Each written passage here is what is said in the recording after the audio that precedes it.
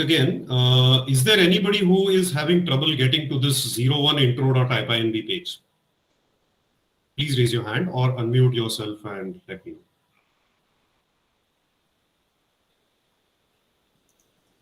know. Can someone share the link again? Yes. I just did. Thanks a lot. Right? Yeah. Okay.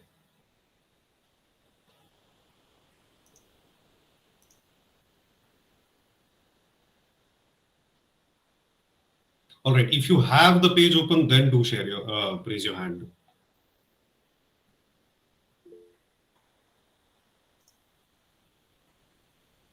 Sorry, if we are able to open, then we need to raise hand, is it? Yeah. Okay. I think everyone is able to. Okay. No. I'm seeing only 9 raised hands. Yeah. So I think how many do we have? Okay, we have 15. 15. Okay, so we need at least 14 raised hands. Yeah. So now it is 10. So if you have everyone, if you have access to this IP and the notebook files and have opened it, please raise your hand. If you can see the first intro.ipynb notebook open, please raise your hand.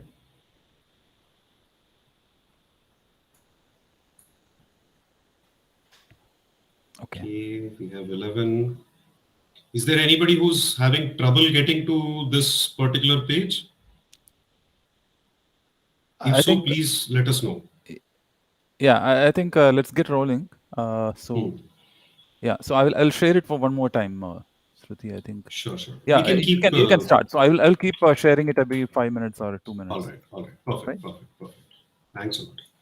Okay, so let's continue. Now, the reason why we're doing this is basically this is the first course, MLT, MLP, whichever of those you've taken. That's essentially the first course in which we have been thrust sort of, headfirst into a library like NumPy. So we realized that it's not necessarily the machine learning theory or any conceptual facts that we have a problem with, but a bunch of people have a problem with all of the NumPy coding that we're doing. Now, NumPy is a library, and the trouble is that I'll go so far as to say that libraries cannot be taught and they cannot be learned. It's if I was teaching someone, say mathematics, right now, there I know exactly what to teach. I know that maybe I can start with, say, the fundamental arithmetic or Euclid's axioms, and based on that I can build up a lot of things. But libraries don't really have that sort of a organization to them. It is simply, any library is just a set of tools which do something, and a bunch of people simply agreed on how these tools should be arranged and how they should behave and so on. So essentially, there is no such thing as teaching anybody NumPy. You just have to figure it out, and you have to, over time with practice, get better and better at it. However, there are, since it's an old library, it's not something very new. So over time, what happens is people realize certain effective ways or certain effective patterns of using a particular technology. And that is what we are trying to develop, especially in the context of linear algebra. So again, linear algebra is not what we are going to cover here. We already know more than enough of that, I think. And at the same time, like I said, NumPy is something that can't be taught. Any library is something that can't be taught. What we are going to try and discover for ourselves is a paradigm which is known as array-oriented programming. So you must have heard things like object-oriented programming, instructional programming, and so on. But there is something called array-oriented programming. So if any of you have used languages like, say, MATLAB, you'll realize that arrays and matrices and vectors are sort of first-class citizens in them. Pretty much anything you do involves, in a language like MATLAB, it involves matrices and vectors, right? So NumPy is the library that imparts this functionality into Python, right? And so if you've also done, say, the application development courses, we are currently studying a library called Vue.js, which lets us build reactive and responsive web applications. Now, the point is that we are not really learning the JS library there. We are learning the concepts of responsive application development. Vue.js is just a vehicle to make that happen. There are tons of other ways in which you could achieve the same result. Similarly, with NumPy, it's one way of achieving array-oriented programming in Python. But because a lot of other libraries like scikit-learn and pandas and matplotlib depend on it, it has sort of become the de facto way of doing array-oriented programming in Python. There is no there's no compulsion in the sense that what you're doing, if you're implementing, say, gradient descent in NumPy, you can't do it without NumPy. You absolutely can do it, but it would be wasteful because a bunch of things that are there in NumPy make you a lot more effective when doing so, right? And secondly, the problem is that Python doesn't really have arrays. So there is no effective way to represent a vector in Python. There is a difference between lists in Python and arrays in NumPy. We'll get to that. So, well, first of all, to begin with, these are a couple of quotes that I would like you all to say. Remember, Andrew Ng, in one of his early introductory lectures on machine learning, says that if you could see higher dimensions, we would not need machine learning, because if you could actually see higher dimensions, you could just draw a discriminant surface through space just by hand, just by looking at it, or you could draw a line fitting different points in space just by looking at them. Why would you need machine learning, right? And why I mention this is that many a times when we learn a lot of things in basic machine learning, we insist on being able to visualize it. And that's good. To a certain extent, that is very good. That's a healthy habit. Because if you can't visualize something, you really can't understand it well enough. But again, being humans, our visualization capabilities are, limited. And many of us also have this misconception that good mathematicians or good data scientists are capable of visualizing things in higher dimensions. That is just plain false. If somebody is telling you that they can see things in 4 dimensions or 5 dimensions or n dimensions, they are either drunk or lying, right? Neither of which I recommend. So the formalism that we have in mathematics or in calculus or in linear algebra, that is the crutch that we have against our lack of being able to visualize things in multiple dimensions, which is why we study linear algebra, which is why we study multivariate functions and how to do calculus on those functions and so on, right? So that's the idea. So let's get started. I think as soon as you open a Colab notebook, run the first cell. So that will allocate your instance and connect your resources. Usually it will just be the imports in every notebook. So let's run that and ensure that your instance is allocated and all the libraries we need is particularly there, right? In the first notebook, we're just going to go through some conventions and notation and so on. These are global. This is nothing to do with Python or NumPy or MLT specifically. This is generally about vectors and what people mean. Of course, we'll see a lot of that in this course, MLP and MLT, also in machine learning foundations, of course. But these are essentially things that we always have to keep in mind. A vector is simply an ordered collection of numbers. And the moment we hear this, again, there is a little voice popping at the back of your head saying, okay, but what does it mean? Let me lay that to rest right now. A vector doesn't mean anything, right? It's just a collection of numbers. It's just an ordered collection of numbers. It has to be given a meaning, right? And what we do is usually we use it to represent a point in space. So if a vector has 3 dimensions, it's a point in 3D space. If a vector has 5 dimensions, it's a point in 5D space. By itself, the vector doesn't mean anything. It's just can I interrupt for a moment? Yes, please. What is the third line that you put in there in the first cell? The plot style.use. plt.style.use 538. Is it visible? Yeah. Did that not run for you, Anand, for some reason? No, it ran. Okay. No, I was wondering what is 438? I mean 538. 538 is a media house which does a lot of data visualizations, and they have a nice style sheet for Matplotlib. So, I see. Okay. like 538 graphics are a very recognizable set of graphic properties. So we're just using that style sheet over here.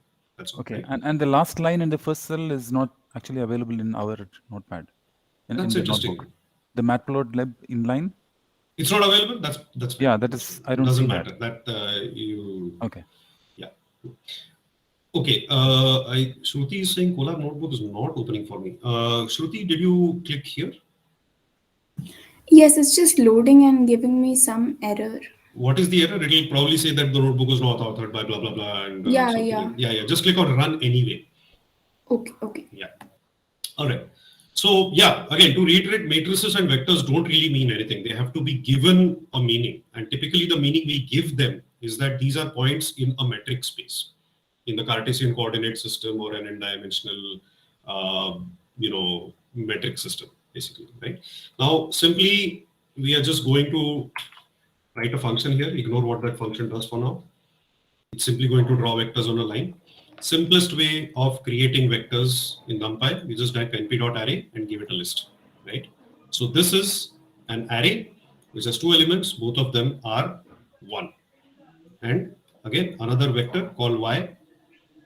First element is 1, second element is -1, right? Now run that cell. Do you see this? Is there somebody who's not seeing a plot like this?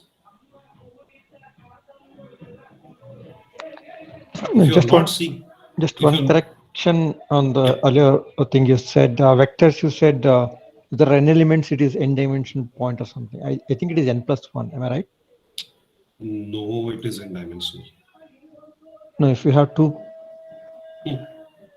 Oh yeah, correct. Yeah, okay. I was wrong. Yeah. Okay. First things first, is everybody able to get this plot on their own? Is there somebody who can't see this plot even after running the cells?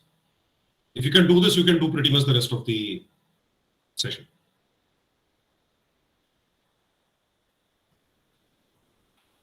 Okay, fine. I'm assuming that everybody can see this. So yeah, that's what it means. A 2-dimensional vector is a point in 2-dimensional space. X here was 1, 1. So 1 on the x-axis, 1 on the y-axis. Y was 1 -1. So 1 on the x-axis and -1 on the y-axis. Straightforward. This is very simple, right? This is something we know from 12th, right? And pretty much everything here, this may sound trivial, but this is the idea that we're going to keep generalizing from now on whenever we talk about vectors, right? Now, in literature, in academic literature, which means you come across Stack Overflow posts or papers or books, textbooks, even Professor Tendulkar's notes and everything, they all follow a convention when they talk about vectors or matrices. Typically, vectors are denoted by a lowercase bold letter, like this boldface X, right? Scalars are denoted with simply lowercase letters, like X, Y, Z, non-boldface. And the elements of a vector are obviously scalars. So, bold X equal to normal X1, X2, X sub I, X sub M, right? And vectors in literature are always column vectors unless they are otherwise specified, right? So keep this in mind. Whenever somebody simply says vector in a textbook, it's a column vector. It's always a column vector. It will be denoted like this.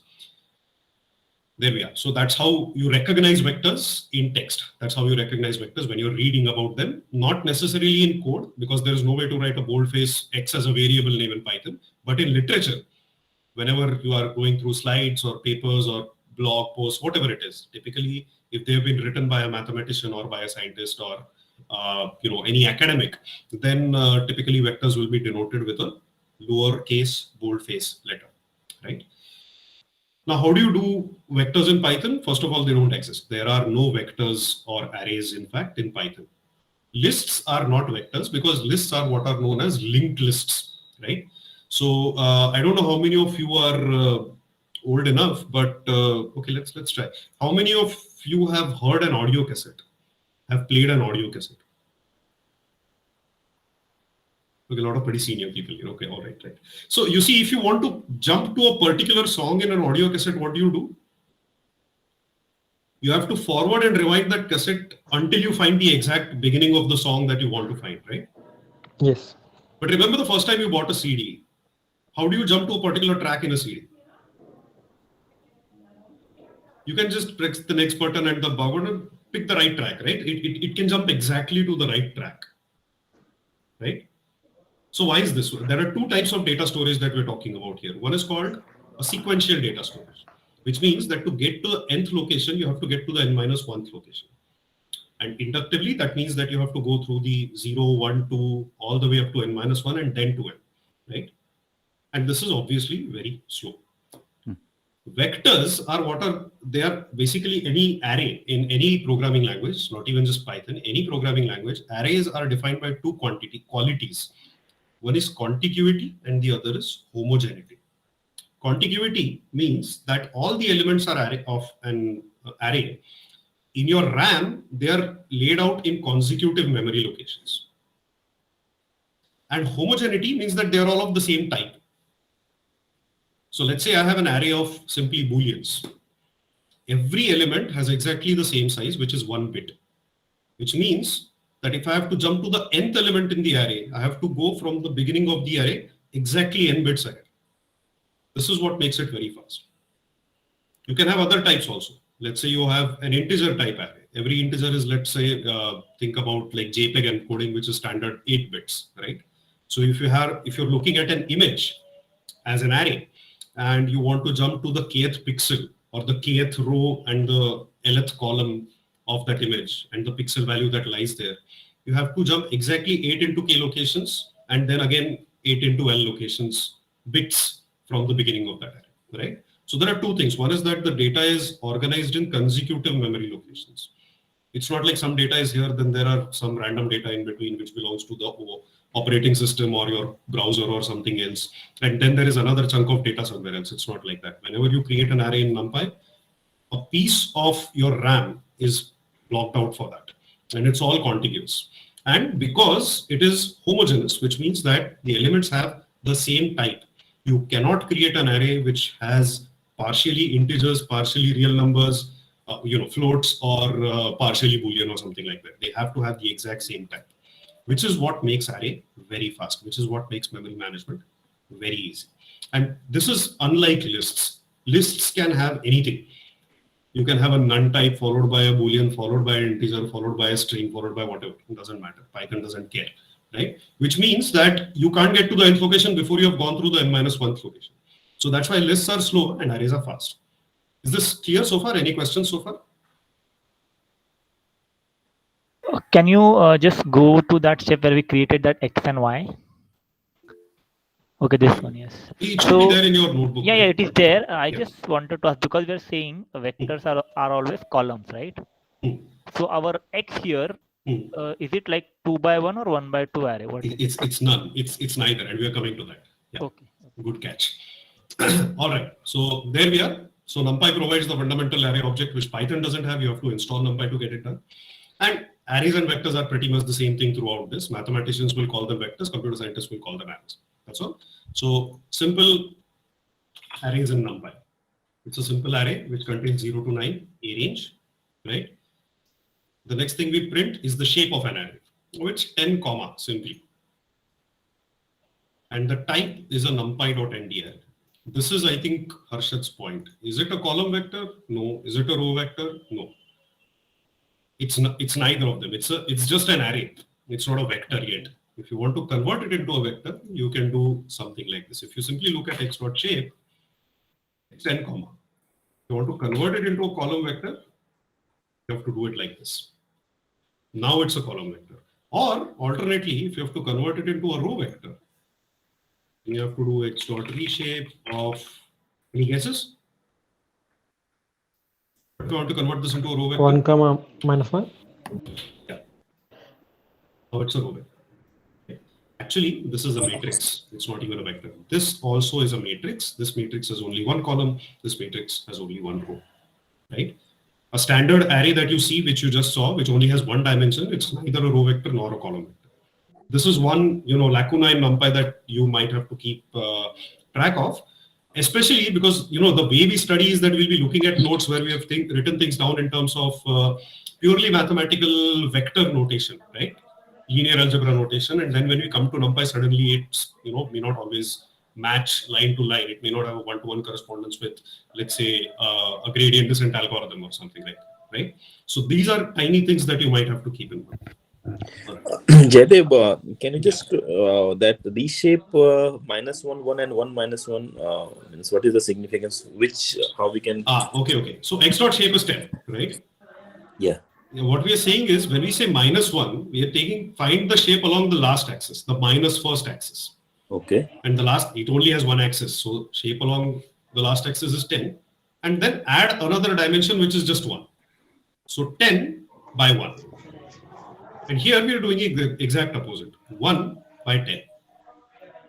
This -1 is not really a count or anything. It's just saying that, let's say we didn't have anything here. We had some xxx, right? So we are saying that take this value, whatever it is, and then put it in one column.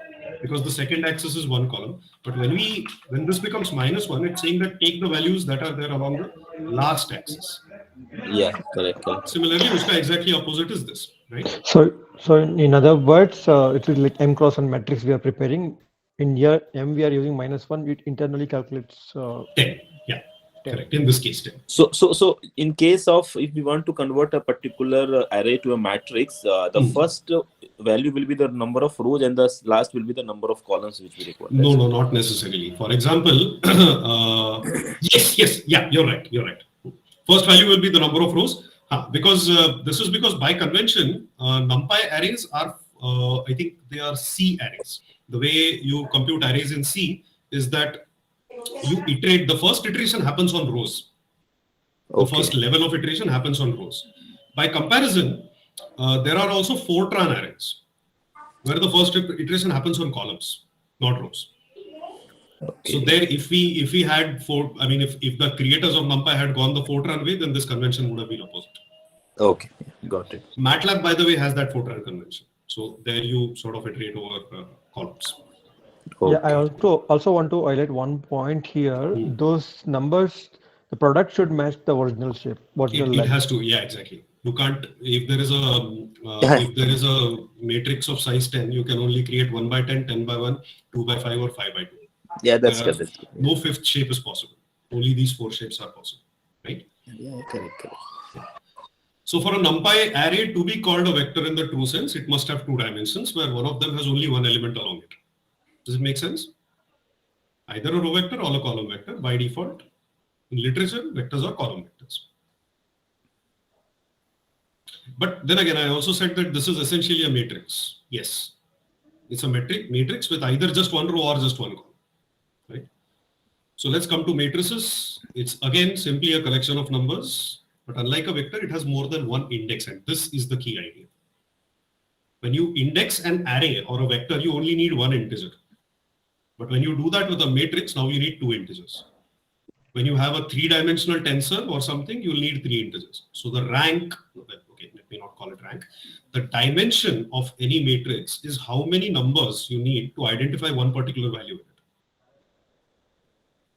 it. It's simply like, if you want to identify a point on a straight line, you just need one value, one real number on the x-axis, right? If you want to find a point in the Cartesian plane, you need 2 values, x coordinate, y coordinate, therefore z coordinate, therefore PQRS coordinate, whatever it is, right? So, and again, note that matrices are denoted usually in literature with an uppercase boldface letter. So, boldface X is this. Inside it are scalars, which are again lowercase letters, non-bold.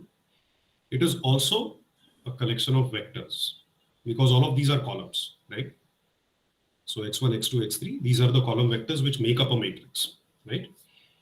Correct. So matrices again in NumPy are called arrays. They are not limited to 2 dimensions. You can have any number of dimensions in NumPy, which is why we call it an ND array, n-dimensional array, all right? So let's run this. Simple way of creating an array in NumPy. You just type in the values.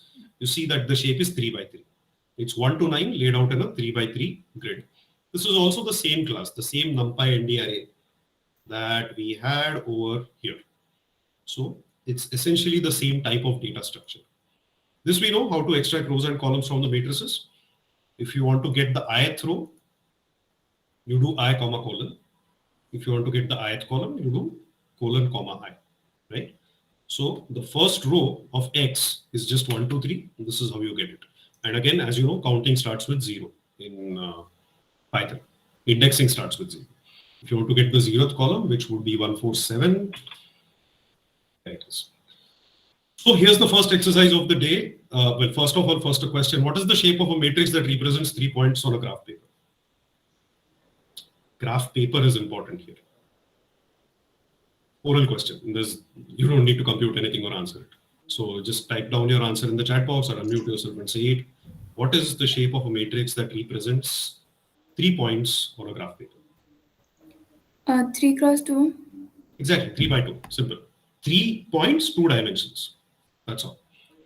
In other words, 3 data samples, 2 features. Same idea carries over to machine learning. Here's the first exercise. Create a matrix which contains any two-dimensional vectors which are orthogonal and draw them with the draw vectors function. We have defined the draw vectors function up in the notebook. Create a matrix containing any two vectors which are orthogonal and use the draw vectors function to draw them. Please go ahead, should not take you too much time. Do it yourself. This is a fairly trivial example, so you don't need to paste any answers here. Do draw them and make sure that they are actually orthogonal. Mahim, your answer is, I assume I'm pronouncing your name right? Mahim, I guess.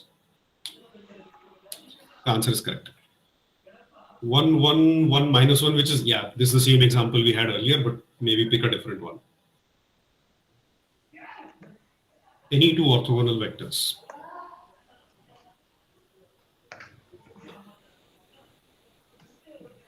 So you can just draw it here. I can just say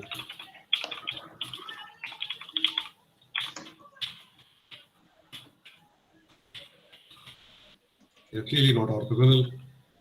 Essentially the same point, and I can just do draw vectors.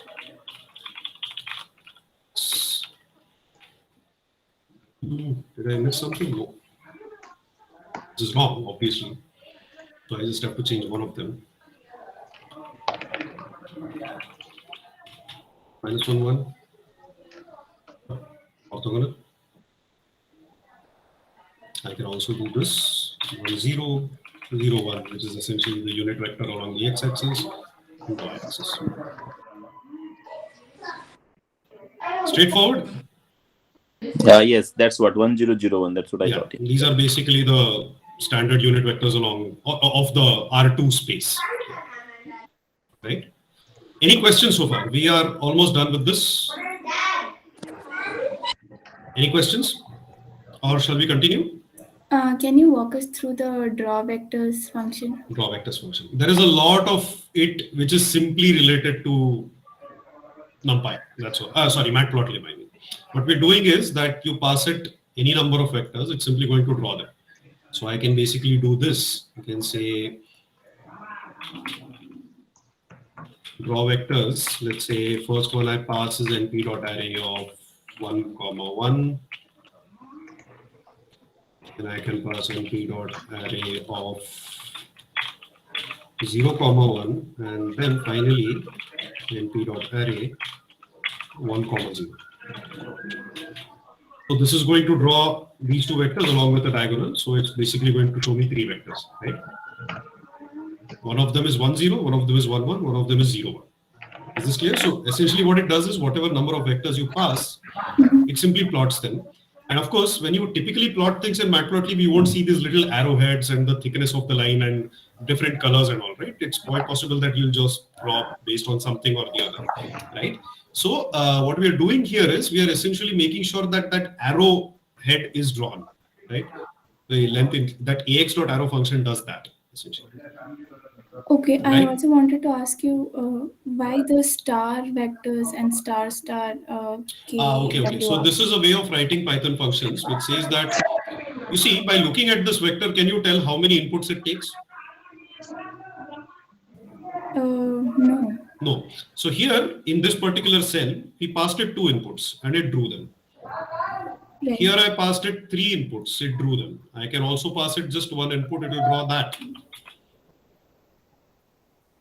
Because the way we have done it is that doesn't matter how many vectors you pass, just draw them all. So that star vectors basically means that it's a list of vectors. Okay, got it. Doesn't matter how many there are. But here's the thing. What if I just pass 1 without making it a list? That also works. Yeah, Something. that worked, yeah. And quarks is keyword arguments. So actually I'm not doing anything with quarks because I don't see them in the body, so they're not required. So, but let's say that ax.arrow is a function and I wanted, which I'm calling from inside my draw vectors function. But this head width, for example, is something that I want to control. Let me just remove this from here and say quarks. Okay. Now I've removed head width from my internal call and I'm taking these quarks and passing it directly over here. So I redefined it. Now I can set head width from the outside. I can do something like head width equal to 1 or well. 1 would be too much. Earlier it was 0.1, now it's 1. Now you see the head width is really terribly large. So let me remove this from here and make it 0.5 just to see what I'm seeing. I'm basically, quarks is a way of taking arbitrary parameters and passing them to an internal function somewhere.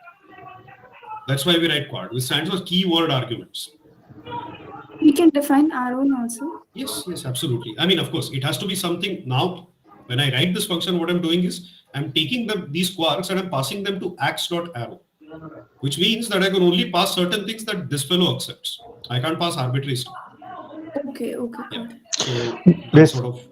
This quarks has to be a last parameter of the method? Or? It has to be. It can't be like in the beginning. Because see, x and y are not named. They are just vectors I'm passing. Quarks have to be named. There has to be a name with each. Head underscore width is a very specific parameter name that ax takes. So right. Jaydev, Yes, there is one class called ND array inside the NumPy. What is it used for? Is it all vectors and arrays are instances of that class. So when I create the arrays, I have to use essentially only array. I cannot use ND arrays, right? You don't need to, because see, np.nd array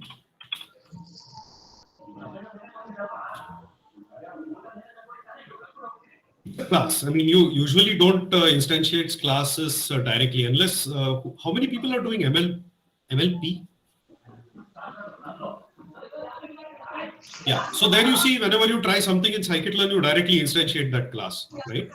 So I'll do something like polynomial features or nomial regression or something like that. So this is basically an example of you creating an object directly from a class, but np.array, np.arange, np.linspace, internally what these functions are doing is that they are instantiating that ND array class and then passing the result back.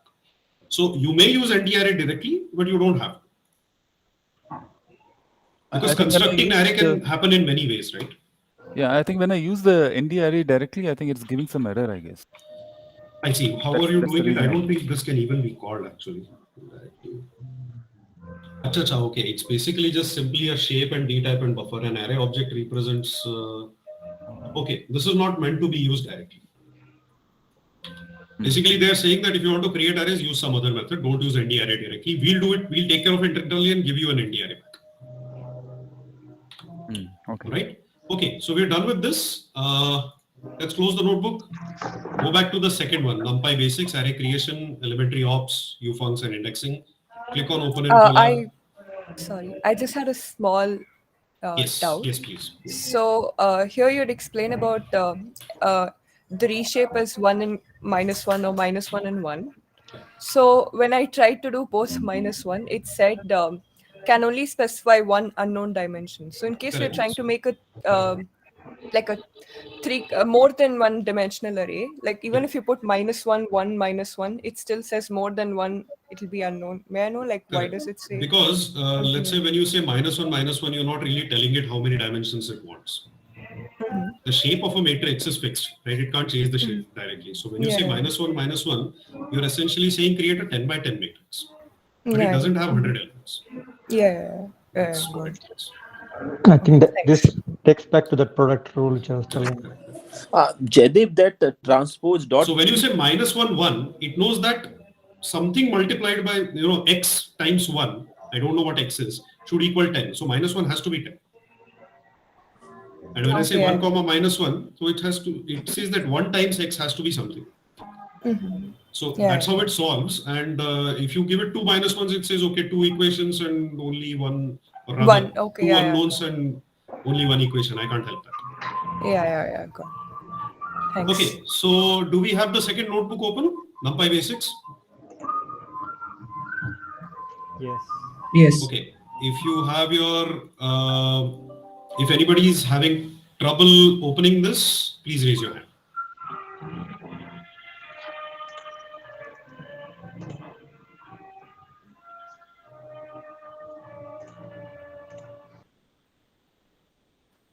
All right, as usual, let's simply run the first cell. You'll probably get this notice, click on run anyway.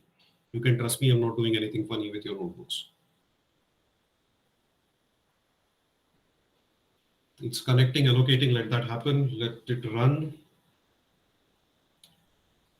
Let me quickly go through the chat. There doesn't seem to be any serious issue anywhere. Okay, good. All right. Can I ask which Yes, please. distro Yes, are yes. you running? Sorry? Which Linux distro are you using? I think it is Ubuntu something. Just okay. give me a second.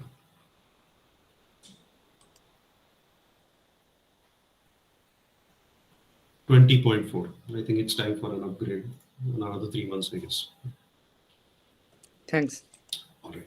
Okay, so how do you create arrays in NumPy? One way we've already seen is called simply literals. Literally type an array, right? This is what we've done in the previous notebook. You create a list and you pass np.array that list, right? So a list of numbers is a vector. A list of lists is a matrix. You can have deeper listing also. This is what is called tensors. So tensors, by the way, don't mean anything fancy at all. These are just anything that has more than 2 dimensions is called a tensor conventionally. That's about it. So you create a list called mylist, simply pass it to np.array, you get the array. You pass it a list of lists, you get a matrix. Clear so far? This is called the literal way of creating a NumPy array. You're actually typing down the values. The next most common way of creating NumPy arrays is by using a range. So there are 2 types of range functions available in NumPy. One is .numpy.arange.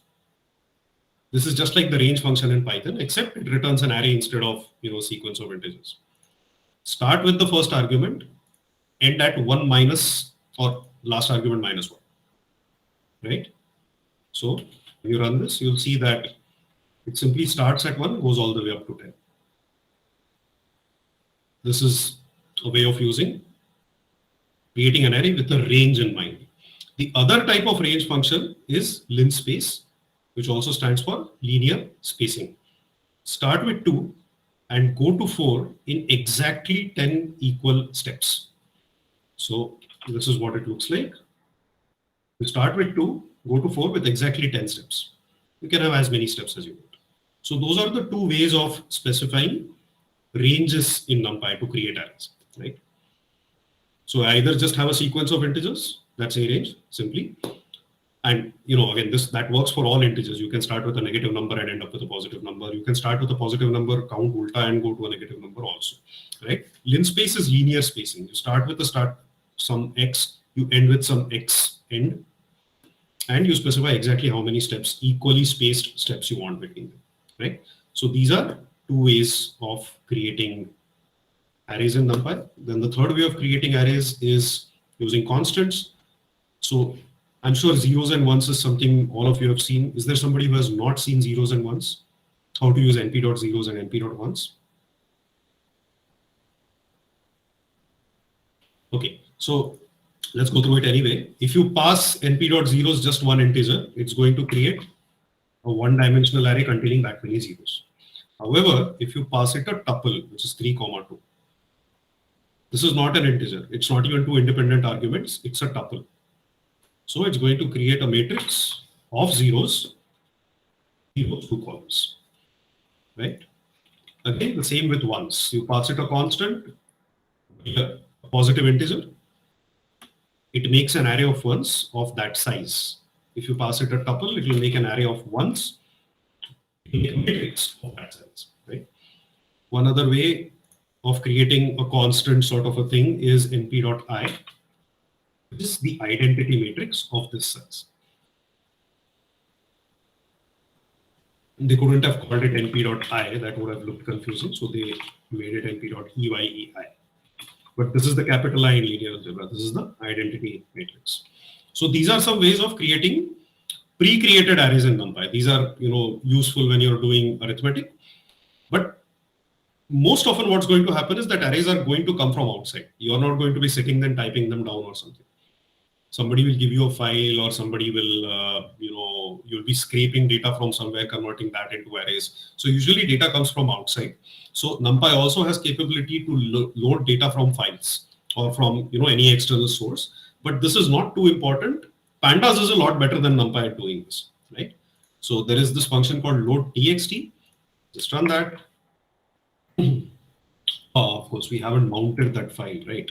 So never mind. But what you can do is go here, and if you look at this particular folder, this hwg.csv.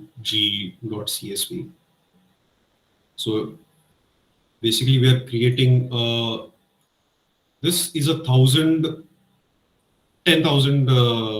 This is a data set of 10,000 records and 3 columns. We are taking all 10,000 rows and the last 2 columns and creating a 10,000 by 2 sort of matrix out of it. So anyway, you can ignore these cells. Right. NumPy can also create random distributions. You can just go here and there is a module called np.random and press tab, or in this case, control space. Tab works in a local environment. Here, don't press tab, press control space, and you'll see all the distributions in the np.random module that are available. For example, there's beta distribution, binomial distribution, chi-square function, exponential, Dirichlet distributions, and so on, right? So, how do you model a Bernoulli process? If you want to toss a coin 5 times, you're essentially taking only 2. There are the sample set, not the sample set. Yeah, I mean, the universal sample consists only of 2 options, true or false, corresponding to heads or tails. You can use a function called np.random.choice. And the first argument it takes is a set of options. Like choose between one of them 5 times. So when you run this, it's basically going to give you an array of size 5, which is Boolean, because we are asking it to choose between Booleans. So you can think of this as heads, heads, tails, heads, heads. What if you want to throw a die 7 times? You're again using the choice function, but our outcomes here is np.arange 1 to 7. So 1, 2, 3, 4, 5, 6. Choose between those 6 numbers 7 times. The size is 7. So these are 7 outcomes of a die through. Sorry, choice, what will do? Choice? Choice, the first argument it takes is supposed to be a collection. Okay. And whatever size you say, it's going to pick things from that collection that many number of times. So can you just example? I'm not able to understand. So Sure. So let's say np.random.choice. Hello world size equal to 3. So what do you think this is going to do? it will mug up the hello and world, and it will come up in any random order, right? Correct. It will choose one thing out of hello and world 3 times with replacement. So it is like first parameter is like sample space, and Exactly. And the second parameter is how many times you're drawing a sample. Yeah. Okay. Replacing it back, of course. Yeah. Sorry, with replacement. Yeah. So before we skip, I think you missed one more NP all close something you use the data frame and stuff. Oh, this actually, all closes, but let's ignore that for now. We'll come back to that if you need clarification on that. But I forgot that when you're running Colab notebooks, data also needs to be uploaded. And there was the CSV file I had. What I'll do is we'll come back and we'll run locally on my computer to show you what that means. You could clone the repository itself, because this file exists on GitHub. Yeah, I'll take that later. Yeah. Right. Actually, why bother? We can do a little bit of NumPy hacking and just get away with this, right? Instead of data, let me just put this thing down. We can take the raw data. There it is.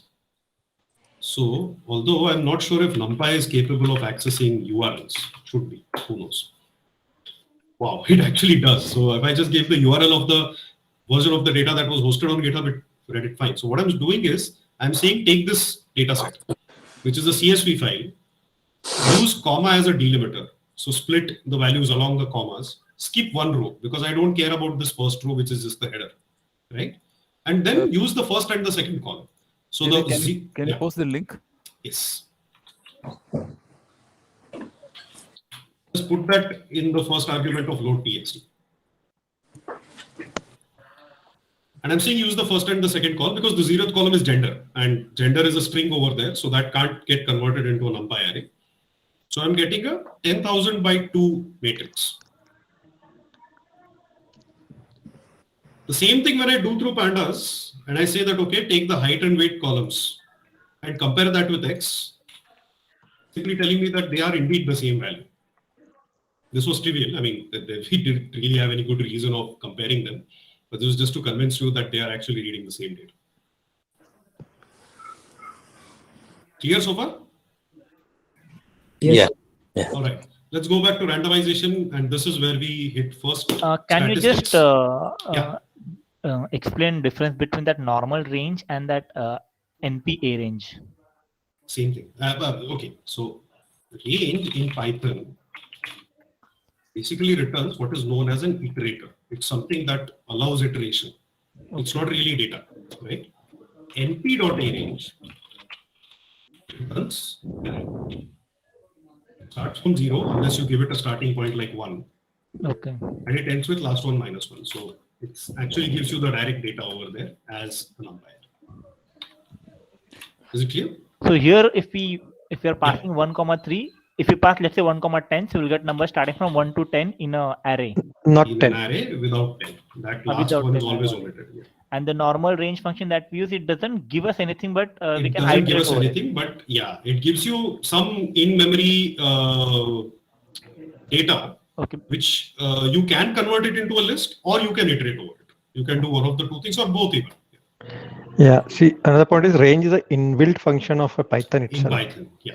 So this It's is a a keyword in library Python. function. Yeah. Okay. np.arange is a way of creating an array. This make sure that you remember that. But we are Range using is not them, creating anything. It's Okay, we just are using letting them you range to iterate over.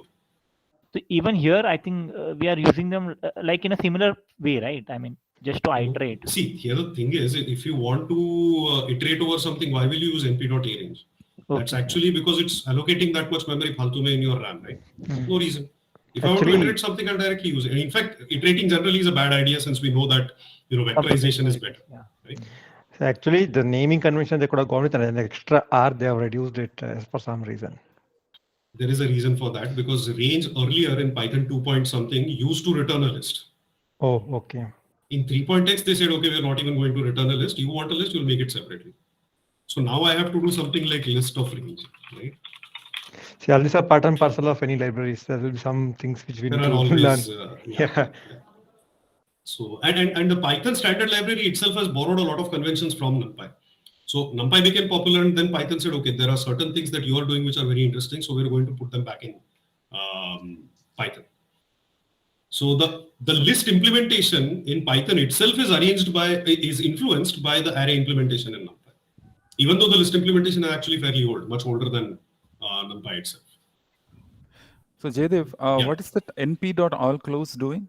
np.allClose takes two arguments. Both of them are supposed to be arrays of the same shape, arrays, vectors or matrices. And if all of the corresponding elements are very close to each other, it will return a true. If there is even a little bit that is off, then it will give me a false. So what is this the np.allClose in the context of pandas? So basically, using the numpy.load.txt function, what we've done is that we have read the data from this URL, right? Yeah. So and we have taken these two columns and done the same thing we have done in pandas. Now, you see, the thing is that, in NumPy, you'll only get this numerical array of type float. Pandas will give you 3 different arrays and it will maintain its data types itself independently. So these are certain things that we'll come up with maybe in the TDS course, who knows. And what we are doing is we are just ensuring that the height and weight as reported by pandas is the same as the height and weight as reported by NumPy. That's all we are doing. We're checking. Oh, okay. It's a 2-column comparison. Okay. I mean, you remember this is a 10,000 by 2 matrix. When you say DF, which is this data frame, usme se you are picking up height and weight, which is again a 10,000 by 2 matrix this time. Although you're talking about NumPy columns, internally they are also NumPy arrays. Sorry, you're talking about pandas columns. Internally, they are also NumPy arrays. This gender is also a NumPy array, but of type string. So it's not like NumPy can only make arrays out of numbers. It can make arrays out of strings also. But the problem is that contiguity has to be maintained, homogeneity has to be maintained, and each string has a different size depending on how many characters it has. So it will simply pick the largest one and say that, okay, everybody has the same size. Yeah, what's the tolerance for getting true? Is it you can set it. You can set it. There is a default, I think somewhere np.allClose, there is an absolute tolerance and a relative tolerance. So yeah, there is an rtol, which is 1e minus 5 and atol is this much. So you can change these values. Yeah, default is this. Default is this. Yeah. So you can just pass rtol, atol here and figure it out. Okay. So we have seen how to use np.random.choice to create a Bernoulli distribution as well as a binomial distribution, right? Let's try a normal distribution with mu3, sigma 0.5 and draw 1,000 samples from it. So mu is 3, sigma is 0.5. np.random.normal gives us a normal distribution. First parameter it takes is the mu. Second parameter it takes is the sigma, and size is obviously how many samples you want to draw from it, right? Just run the cell. You should be able to see a plot. So we have drawn those 1,000 samples and then we have plotted a histogram out of it. And the black line is the mean, the green line is mu plus minus sigma, and the pink line is mu plus minus 2 sigma. Does this make sense? And of course, like once we have that sample drawn, we try to estimate the population mean and the population sigma by taking the mean of the 1,000 samples that we drew. So this mu and sigma is something that we knew earlier. We decided a priori and we put them into the distribution function and asked it to, just give us 10,000 samples. But once we get the samples, we can again calculate and see how close they were. And when you try to calculate the sample mean and the sample sigma, they come out to be 3.01 and 0.49, which is very close to this. But there is no, it's not surprising. This is not interesting at all. It's obvious. So this is how you can draw normal distributions with NumPy. Many other distributions, pretty much any distribution you can think of is available in NumPy, right? So this is the last way of creating arrays that I wanted to talk about. We have seen how to create literal arrays. We have seen how to use ranges. We have seen how to use constants, and we have seen how to use random numbers. Any questions so far? Can you touch upon those functions used in that AX, like vertical lines? That is okay. So that is matplotlib's area. So I would come back to that later at the end if we have time. Okay. ax.vlaines in short means draw a vertical line, basically. Okay. Where do you now, if you want to draw a vertical line on a graph paper, where do you need? You need the x coordinate and the limits of y, right? Yes. So x, what this means is that draw a vertical line at mu. That's the black line. Okay. Here I'm saying that draw a vertical line at two places. I'm passing it a list with two values, mu plus sigma, mu minus sigma. Okay. Got it. Third one, I'm saying again draw two vertical lines at mu plus 2 times sigma, mu minus 2 times sigma. Okay, right. And we know from stats 2 what the significance of these plus minus 2 times sigma and plus minus sigma is. Yes, right? the entire coverage of. So basically, like whatever is more than mu plus 2 sigma or whatever is less than mu minus 2 sigma are the outliers. These are the tails. Right? Most of your data should 66% lies here, 96% lies between the pink lines. Whatever's outside is like 2-3%. This is slightly, by the way, hate to remind you, but this is connected with hypothesis testing also. Yes. That underscore is a coincidence or some? No. That simply means that I didn't want the output to appear right here in the text. I just made it disappear in some garbage variable. That's an actual variable name. No, I mean it's a variable name you can ignore. If you want to like assign some value to a variable, but you don't really care what that variable is. So for example, if I don't use this and I run this, plt.legend is a function call that has an output. And since it has no place to put that output, it will put this over here. You see this? Yeah. And I didn't want that to appear. So I'll just say that equal to this. So now it's gone. I only see the plot. Otherwise, what will happen is like, if I say open it in new tab, it appears fine. But sometimes what happens is that if I don't use this and Still part of the canvas. Yeah. Sometimes in this case it won't because Colab is smarter that way. It knows what is output of Python and what is the plot which is drawn by Matplotlib. But in many cases, sometimes that just appears somewhere, especially if it's text or something. What is the K in the single? This K, that's the color code for black. Okay. So basically, I'm saying that mu, which is this, needs to appear in black. I put K over there. Mu plus sigma, mu minus sigma, which are the green lines. I put G. G works as it is, but there is an R also here. But for black, instead of B, because B is for blue, and people use blue a lot more frequently, they said, okay, black will denote with a K. Okay, got it. All right, so let's go ahead and do arithmetic with arrays. What's the shape of x? X is the same thing that we've just plotted. 1,000? Any guesses?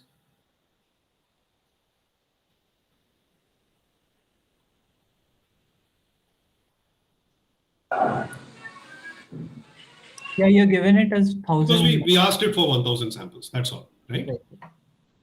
Now, X is an array. It contains 1,000 elements, right? 1,000 real numbers, which are drawn from this probability distribution, which is normal of 3 and 0.5. What if I add a 3 to it? Can I simply, so Devan, don't worry.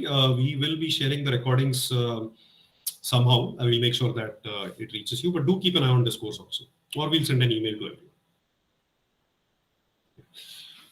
So if you see X is a NumPy array, can you just do a +3 over there? What will happen if you do that? All the elements added by 3. Correct. But isn't that weird?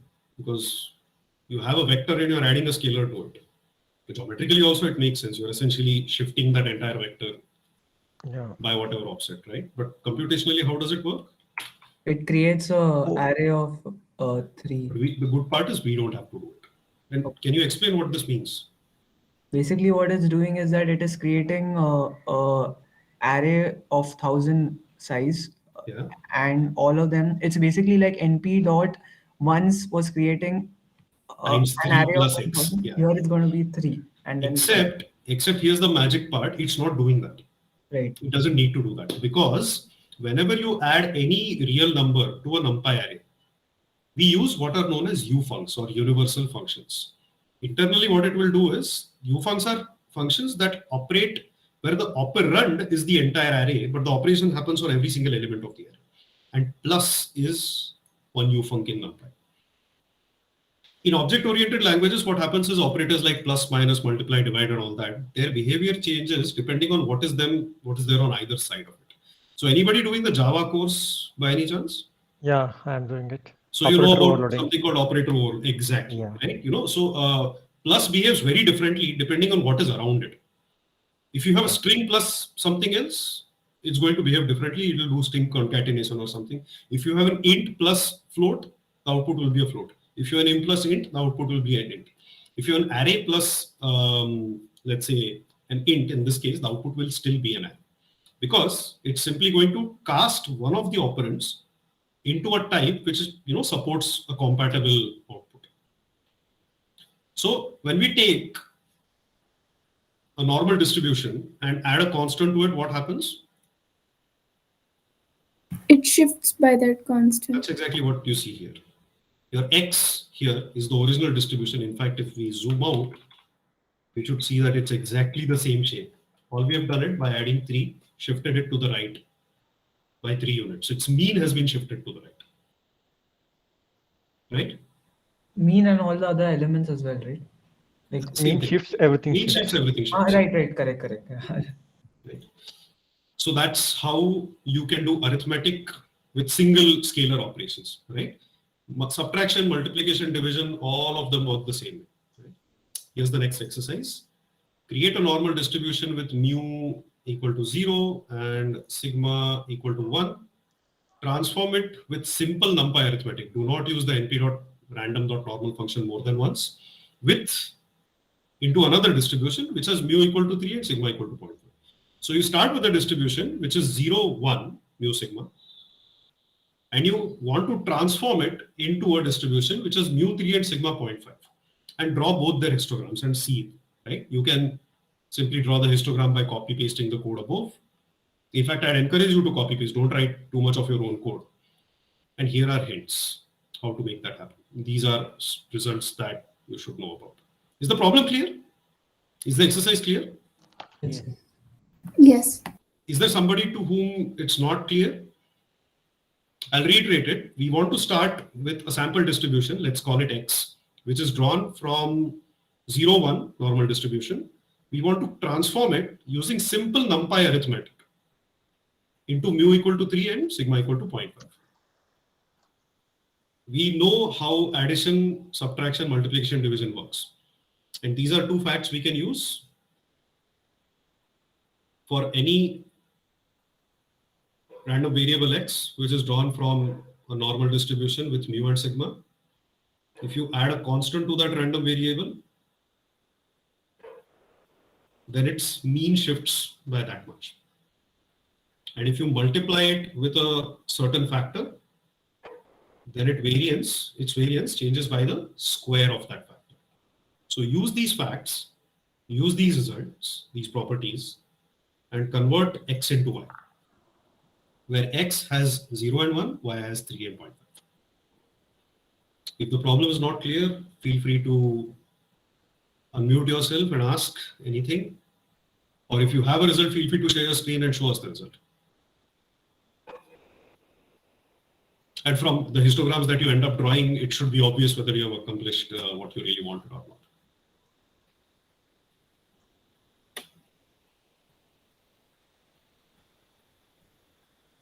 There are basically three things you'll need for this. One is how to create a random normal distribution. It's there. Feel free to copy paste. The second thing is how to do basic arithmetic with NumPy arrays. And the third thing is plotting, all of which is present. Feel free to copy paste. Very good. Yes, Harshad. Perfect.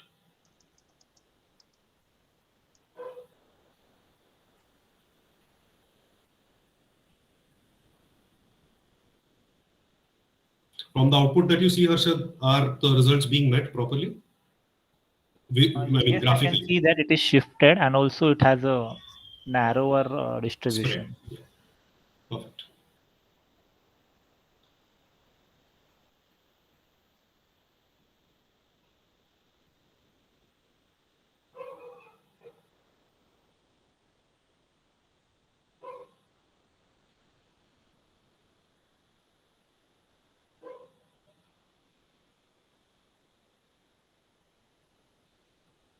If there are any questions, feel free to ask, or any comments, thoughts, suggestions, anything.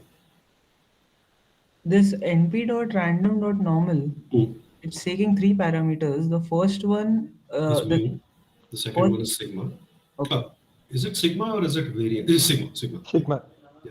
Okay. Good. And the third is the size. Right. And by the way, size can be anything. It doesn't have to be like a single array. You want to generate a 2D matrix, that's also perfectly fine. Just give it 3, 2 and it will generate a 3 by 2 matrix. But in this case, we are not interested in that. Jaydev, good evening. Sandeep this side. Hey Sandeep, hi. Hi. So I wanted to ask, what is the difference between this function random.normal and there is another function random.randn, which I suppose also generates should be a pretty normal much the same.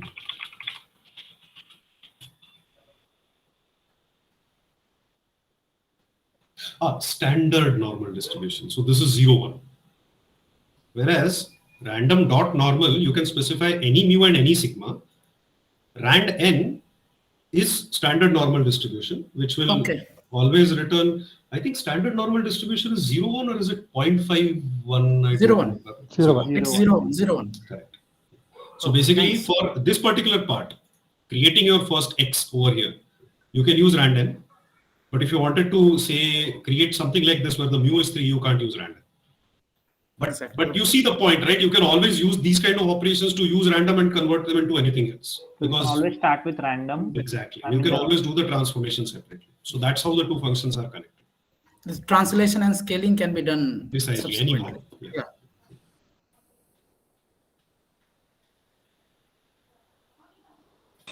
So here that the exercise is actually just need to calculate the mu and sigma and follow the same code, right? Correct. You need to find out what is C, what is B, and convert it into a Y, and then plot the two things. Right. So let's see. If you're done, please raise your hand. Okay, perfect. Anybody who is stuck? Anybody who has a question or no? I understood the mean part, variance part. Let's try it. So here's how I would do it. I'll say x equal to np dot random dot randn, because it's mu and sigma, whatever. 0. Well, actually, no, I don't need to give it 0 or anything. I'll just say size. Okay. Now my y is x plus c, right? Where c should be what? I want to convert a 0 to a 3, so c has to be 3, right? This. And then I want my root of b to be 0.5. So should it be, oops, I'm so sorry, that's the wrong key. Should it just be this then? Does it make sense? Yeah. 0.5 times 0.5 is 0.25, which is 1 by 4. So yeah, it makes sense. And then again, I'll just simply copy paste this code over here to the plotting. Oops. Achha, it doesn't need a size, is it? I think I can just do, no, it doesn't accept the word size. That's fine. So, oh, there is a slight problem. I think random normal distribution, did the sigma one really work or something went wrong? This worked actually. If you run the function that gives you the sigma and the mu, the answer is right. But this is not seeming correct to me. What is happening? Yeah, X is 0 and sigma is you 1. don't want to use random, Jaydeep. I think random. What is a standard normal distribution?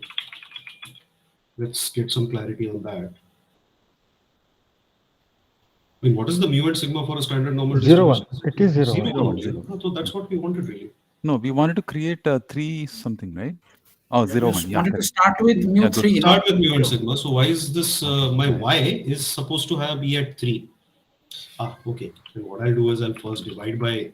You have dividing to by 4 add didn't work, I guess. That's the Because problem. dividing by 4 is like multiplying by Correct. 0. Then again, you're shrinking it back, which makes no sense. So yeah, this makes more sense, right? Is everybody getting similar results? I didn't understand why we had to divide first. Because if you add a 3 and then divide by 4, that means you're essentially shifting, you're not impacting your variance that much really. Or sorry, not that you're not impacting your variance. Whatever you pre-decided as your mu is now getting changed because of that. So first, what I'm doing is, first, I can also do this. First, So I it's, scale and then I shift. I just want to add here is basically the principle of adding and multiplication for normal variable. So if You can't, they're not, what is it called, associative law of what? Right. So here it's basically like associativity or commutativity, I think it's called. You can't do that with plus and multiply. Right, right. Okay. Can So you just basically it's like clarify this. If I have x and y as two operators, x plus y times c is not the same as x times c plus y. This is, this will be x times c plus y times c. So that's why we need to shrink and then move it. Does that make sense? Can I share screen for a Please, moment? please, yes.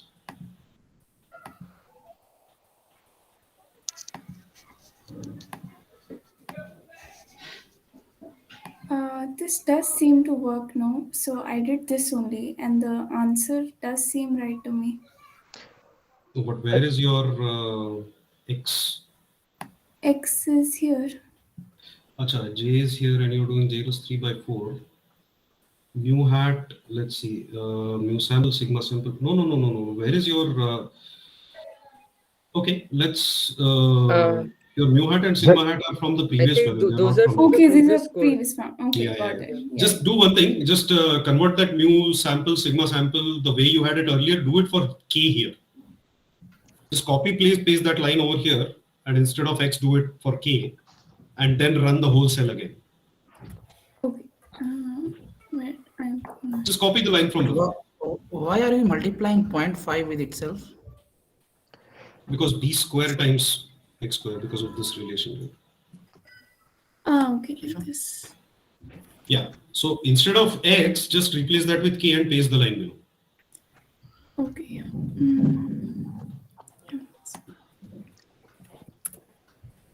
Yeah, replace x with k and run the cell once. Actually, we can just look at the x-axis and clarify if at least the mu is correct. Nope. See, the mu is somewhere around 0.75 and sigma is 0.26. Got So it, just maybe yes. reverse the operations and try it again. Yeah. All right, so let's continue. This is how we do arithmetic, and the reason why we are my screen is still visible, right? Or do I have to reshare it? Lost it, yeah. Oh, I'm so I think sorry. it is not pinned. No, it's visible. It's not pinned. Okay, now Yeah, now we see.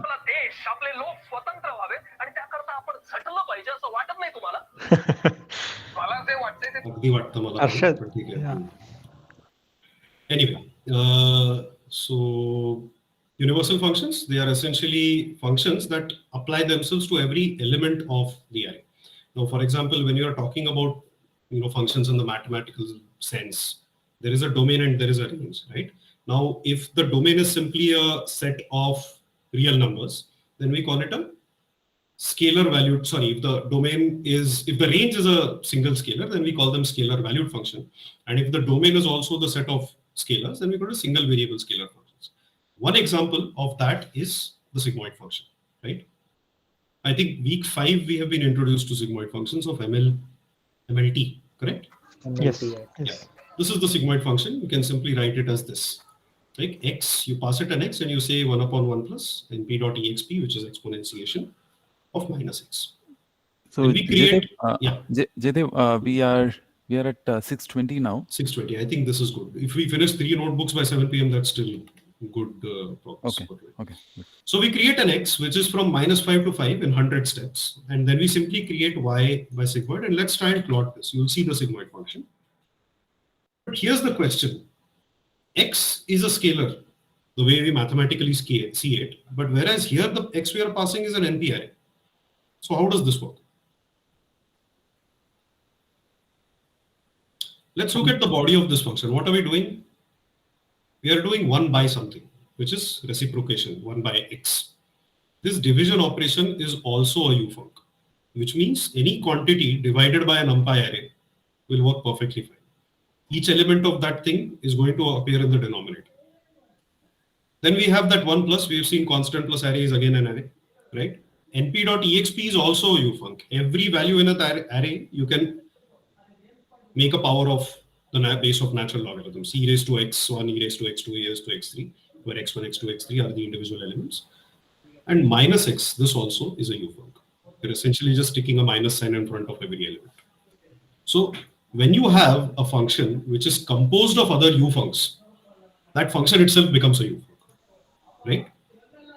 So the way we have written the sigmoid definition here is equivalent of applying this sigmoid definition, the mathematical definition of sigmoid, to every single element of x, and which is why we are able to see the activation this way.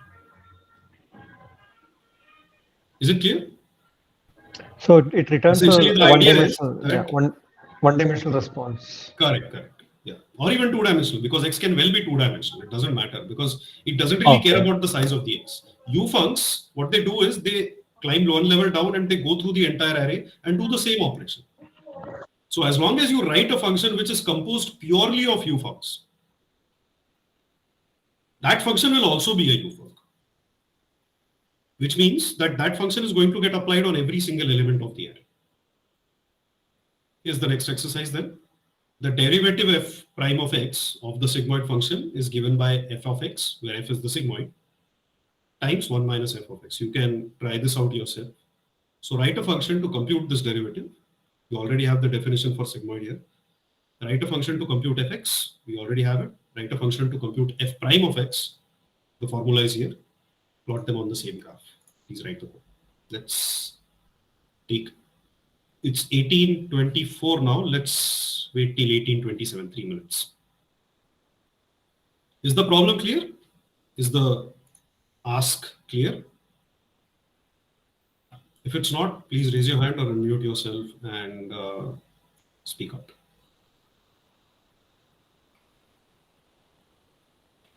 Mahim, I think you have a question. Nishant, do you have a question, or are these hands raised from before?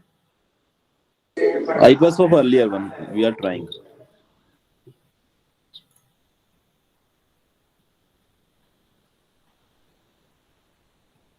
Which movie are you watching, Harshal? I'm very curious.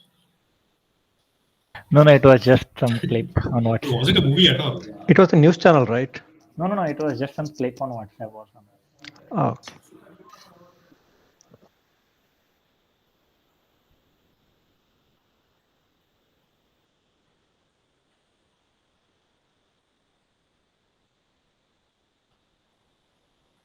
This is actually one of the reasons that the derivative of the sigmoid function is so convenient and it has a closed form solution and all that, which is why it's also so popular.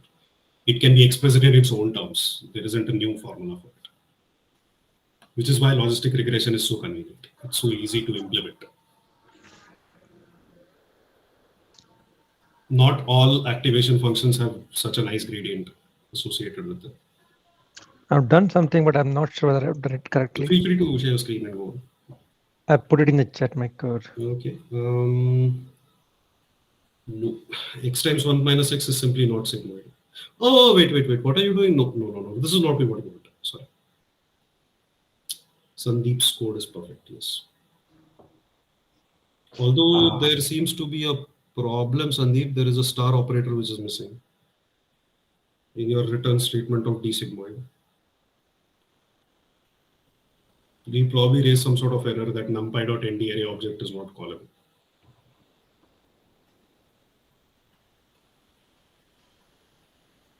Trivikram solution is perfect. Yes, that's kind of precisely what we want. Yes. And when you plot it on the same graph, do you see a reasonable behavior? I see a very weird behavior. Actually. What?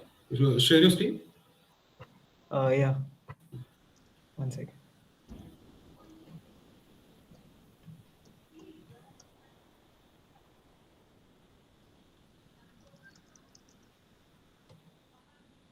Is my screen visible? Not yet. Coming up. Oh, there is a problem. Plot x label x, y. No. I'm getting a similar graph. Here's the thing, Trivikram. There are two plots we're interested in. One is the sigmoid plot and one is the derivative of sigmoid plot. Okay. Both of them you have to plot with respect to x. So it's like x on the y-axis, sigmoid of x on the y-axis. Sorry, x on the x-axis, sigmoid of x on the y-axis. In the same plot, x on the x-axis and f prime of x on the y-axis. I might as well do this. Correct. X. No. This is essentially the same plot. Do x comma y and x comma z. Then you will get the right. Okay, Sampath has. So I shared a link, but it seems to work, but it's correct. Let's see if that. Okay. Page 64. Only part of it got. Obviously, this is too short to be a large image. All right, so it's basically how you would do it. Sigmoid is already defined. X is already defined.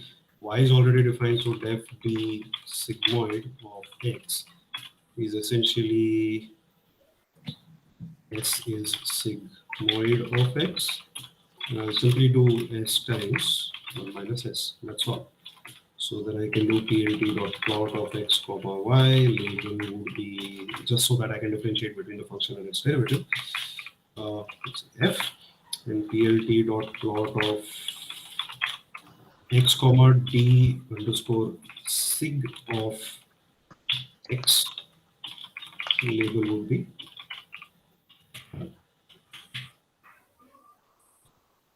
and plt.legend. You see this? Anybody's getting the same result? Oh, yes. And this makes sense, right? Like it peaks, the slope is the maximum at x equal to 0, it flattens out at the extreme right, it's asymptotic, so therefore the slope approaches 0, flattens out at the extreme left, so here also the slope is 0. Right? Any questions? Or is this clear? Sampath, do you have a question? no, like when you asked if this is the one we got, I just used. Thanks so much. So there it is. This is how you can do fairly large. By the way, we are only talking about scalar valued single variable functions, but multivariate, vector valued multivariable functions perfectly possible. Array in, array out. That's what you need to remember. This idea can be generalized. And just as a reference, these are some of the unary ufuncs in NumPy. Anything that you do with a plus, minus, subtract, negate, multiply, divide, modulus, floor, whatever. All of that is a ufunc. You can do that perfectly fine. So last topic of this notebook. There are two types of indexing and slicing. So indexing, can I see yes. the previous code once more? Here you go. It is using previous calculations also, I think X and Y to plot.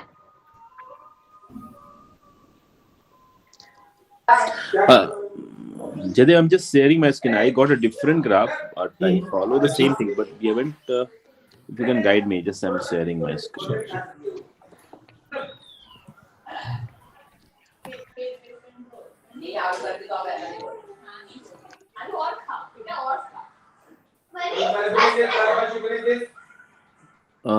Let me know if you're able to see, right? Able to Not see. yet.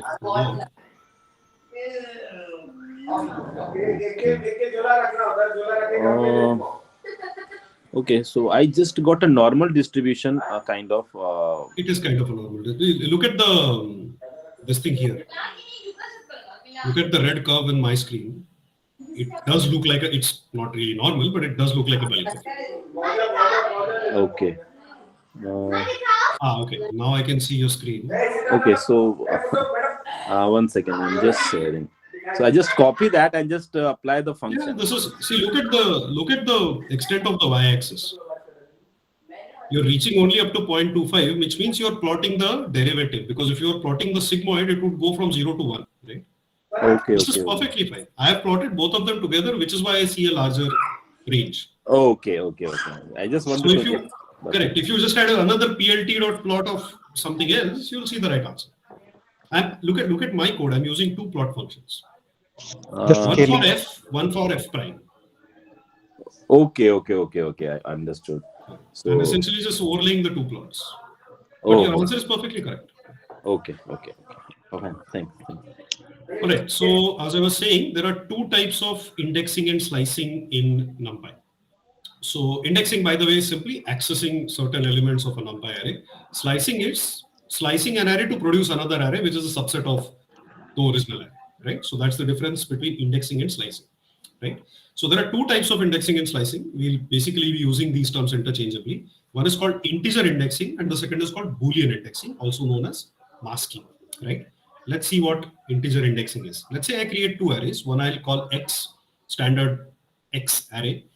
And IX is the convention people usually use in the SciPy community for index. IX means index. Now, X is simply 1 to 10 or rather 1 to 9 in this case, right? And IX is 0 to 10. NP also .arange also takes a third parameter, which is the step, right? So from 0 to 10 in steps of 2. So let's see what X and IX are. X is as expected 1 to 9.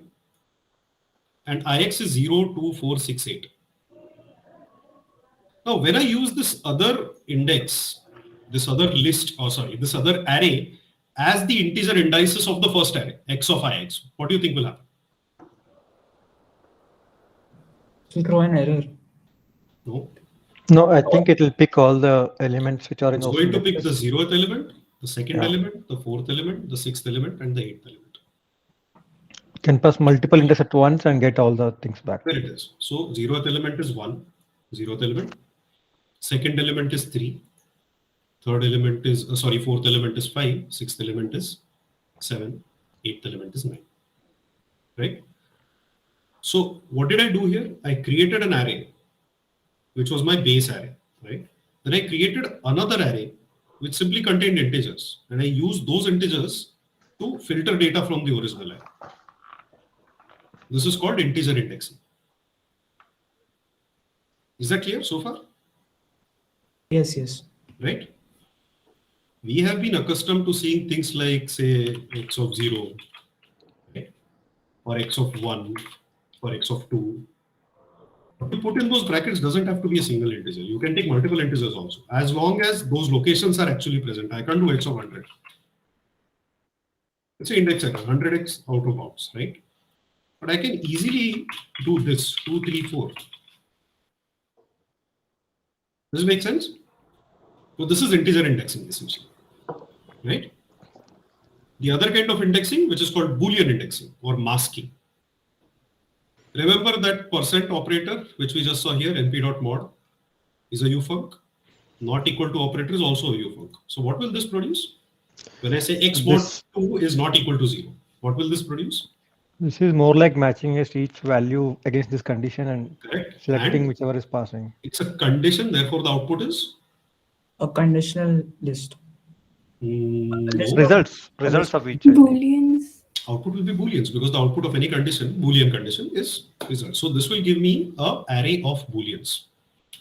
What does it mean? Like, given that you know this. Basically, what I'm asking it to do is for every element in X, and don't really care about every element looping through it or anything because it's a ufunc. Take the remainder with respect to 2. See if it is 0 or not. So what does these two false values really represent? Are they showing odd index? Exactly. It's a true when the original element is odd. Is it for the element or for the index? I mean, check it out. Element. the elements are already in element, not the index, right? Because index will be 0, 1, 2, 3 till I think 9. Yeah, sorry, till 8. Right? Now this expression, if I simply put it to the right of some variable and this array, I'm going to store in something called ix for index. So ix becomes this array now, and I can also use that to index the original array. It's exactly the same array, but earlier what we did was we used an array of integers as an index on another array. Here we are, if you look at this ix over here, it's basically the Boolean array, right? Does this make sense? I've used integers to pick out all the odd numbers. I've also used a Boolean mask to pick out all odd numbers. So these are the two ways in which you can filter things from an array, right? There is also one other way of doing that, which is called strided indexing. Unfortunately, I don't know how to explain this very well because okay, for that masking thing. Yeah, go on. That block that you just ran, that the 43rd thing, 43. Yeah. That xi will be that true false thing, right? Correct. And when we apply it on x, it's simply going to pick that particular element wherever ix is true. First is true, so it will pick up the first element. Second false is false, true is picked. Yes. So if I directly put x modulo 2 as a yes, absolutely. Yeah. It will eventually say here 0 will be treated as okay without if I don't put the condition. 2 can work, but that's slightly complicated because if I simply do x mod 2, is 0 or false and I get 0, 1, 0, 1, 0, 1, and these are integers, these are not booleans. But when you try to use them as, let's see what happens. These are integers, and integer indexing is supported, correct? What do you think will happen here? 0, 1, repeated. The first element, 0th element. First element, 0th element. Okay. Yeah, it is repeating. Do you see the slide? It's a very weird confusion, but this is it's next interesting. level, Right? next exactly. level array manipulation. Exactly. So if I do this, if I say there is a very interesting way of converting the types of integers. If I say hashtag bool, it will become 0, true, false. It's perfectly fine. Okay. So actually the only reason why this problem happened is because NumPy does support integer indexing. If it did not support integer indexing, it would have automatically casted whatever we gave it into Boolean and then do the filtering separately, right? But basically, as far as NumPy is concerned, 1, 2, 1, 2, 2, 1, 2, 1, 0, 1, 0, 1 are perfectly valid indexes, right? So it's not interpreting them as bools because you didn't pass bools. If you explicitly pass bools, fine, we can deal with that too. Right? Yeah. Next exercise, create an array with integers from 1 to 100, both inclusive. Filter out all elements that are multiples of 3 or 5 with integer indexing and Boolean indexing. Please try it out. Try both methods. And let's, I'm sure we're probably going to run late, but I'm perfectly happy to stay. So, I mean, the sooner we finish this, the better for all of us. So let's take the next 3 minutes to do this again. Let's, or as soon as we all finish it or are happy enough to continue. In any case, I'll just be back. Thanks.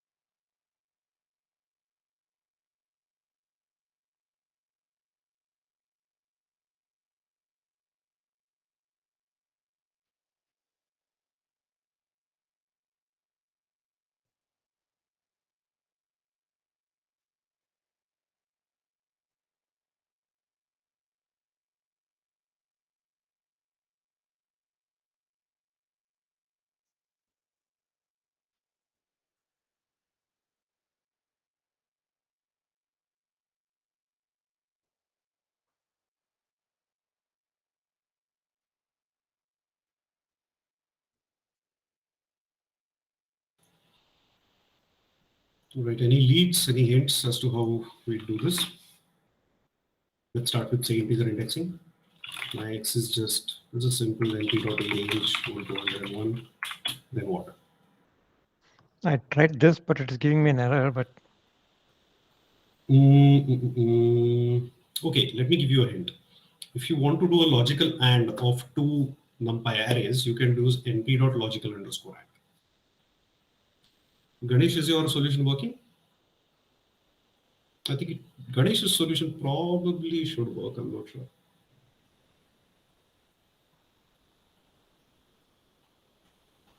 And by the way, you're both relying on integer indexing, Boolean indexing. Also try it with integer indexing.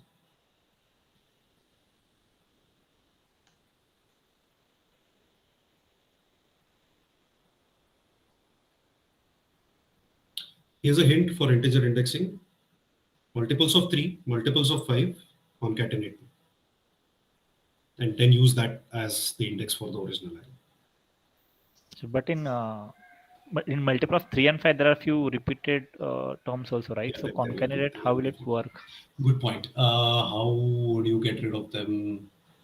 So one simple way to do is compute whatever you compute and then take the unique values out. But is there a way we can avoid the thing up front? Yes, yes. There is interestingly a function called numpy.intersect 1D or a union 1D, I think. Union should work fine. Is there a union 1D? Yes, there is a union 1D. It basically give it two one-dimensional arrays, it will calculate the union. So that solves one problem. Then it's done, no? Yeah. I mean, the integer part is done, yes.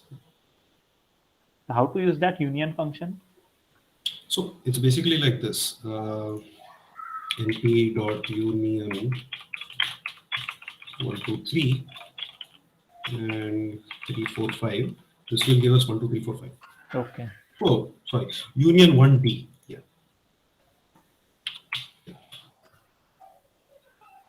Yeah.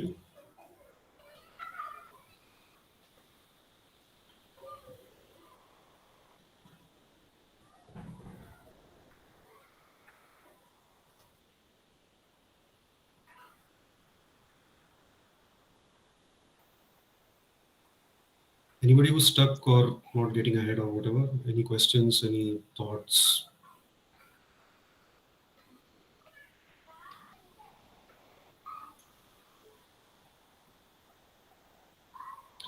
Let's see. First, for integer indexing, what I'll do is let's say multiples of 3 would be np dot, how would I do that? means I'm also trying like some like brute force way. But, okay, that union thing worked for me, integer indexing. Yeah, say steps of 3. What would the ix3 look like in this case? 140, no, this is not what we want. We'll go with 0 and 100. No, not 101. Wait. Do I get the 0369 blah blah blah? So I do get this. This is fine. And then for ix.5, I do np.a range of. Now I'm already influenced by Harshad's suggestion, so I'm just going to do that. And then if I take multiples of 5, and then I'm going to do x of first union np.union 1d of ix3, ix5. Those are all the multiples of 3 and 5 in 1 and what? syntax. One extra. Yeah. Why is my font visible? Because I just realized I've been. Just to -1 from that. I mean, Wait a second. Oh, because 100 will be included here. Nah. So this is because 100. No, not that way. Not that way. That 101 was correct. The only thing is when you do NP union 1D, no, x3 and x5 from so what it does, it takes the numbers from like 0 to 100, like 0, 3, 5 and all. The last number is 100. So you just do -1 in that after that round. Oh, right, because none of these numbers are multiples of. Well, 4 is definitely not. So yeah, there is a problem. Good. Yes. Yeah. Very good. But it's starting with 100. Why is it? That's fine because 100 is a multiple of 5, so not a problem. 3, 5, 6, 9, 10. This is perfectly fine. How would we do Boolean indexing? Let's remove all of this for now and say. I've done that. Yes, perfect. Exactly. That's the simplest possible way. Where we see.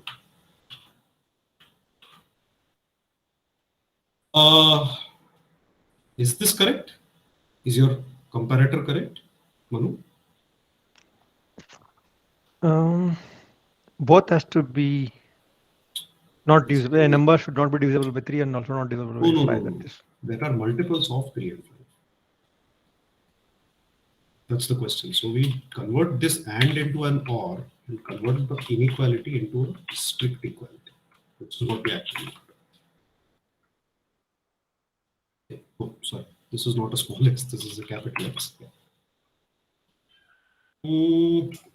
This also. So you want to filter out all the things? Okay. Oh, I see. Okay. Yeah, okay. I'm sorry. By filter out, I mean filter them out and produce them as the output. Sorry. Yeah. Ambiguous question. Yeah, no problem. This is not a weekly assignment after all. I should probably frame these better. Yeah, there it is. But yeah, I mean, Manu, you get the idea. I mean, it's essentially just a bitwise operation separately that we had to change. All right, so indexing matrices is very similar. I propose in the interest of time, we skip this and go ahead. Is that okay? Yeah, I think it is fine for me. All right, so let's go back to the original link again. I'll just paste the link again for the sake of convenience. And this time we are going to pick the third notebook, which is system of equations. Then, as usual, go to the top, run the first cell, click on run anyway. You can trust this notebook, and there we go. Make sure that it's connected and initialized and all the imports work fine. This I don't think I need to really go over. Y equal to Ax, standard system of linear equations, all right? Or Ax equal to B or whatever you might call it.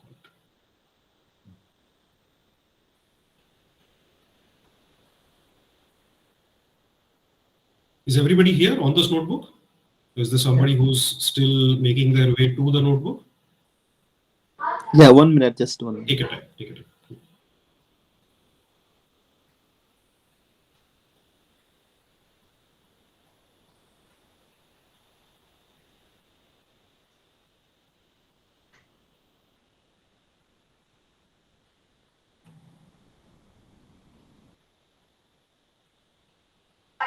Yeah, I mean, yeah, I'm never logging.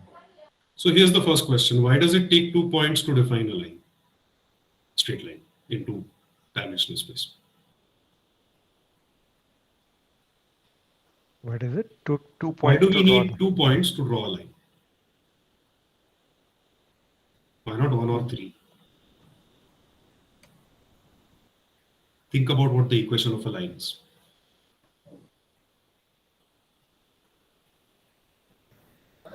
See, for a linear equation, it requires, right?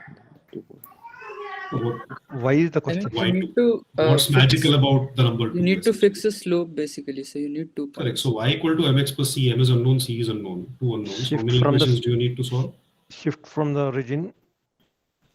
So there is the slope and the intercept.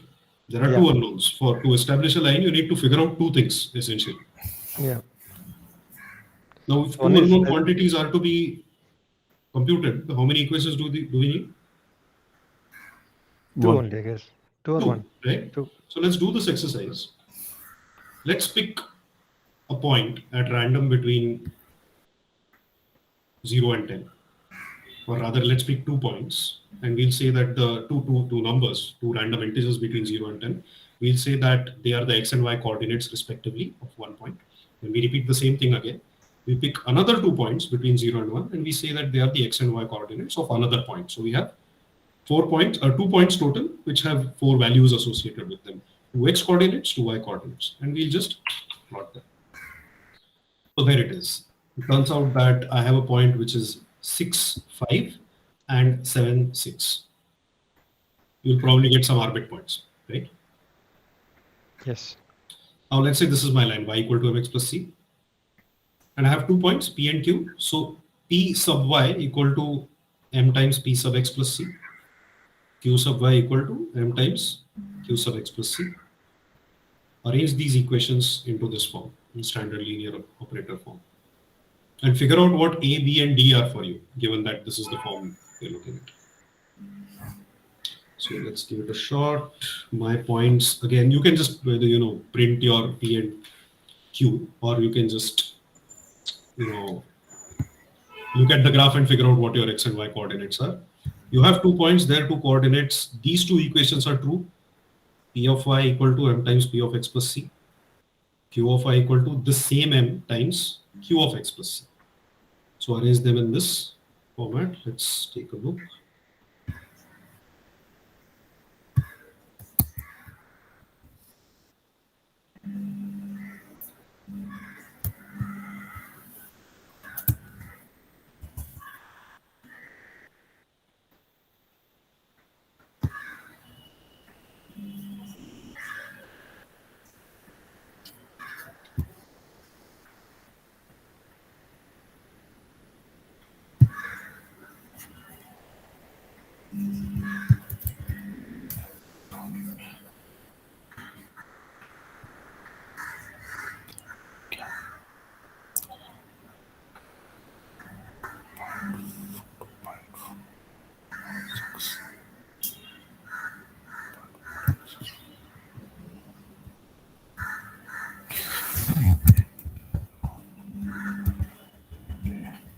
Okay. Any suggestions as to what the system of equations in matrix form should look like?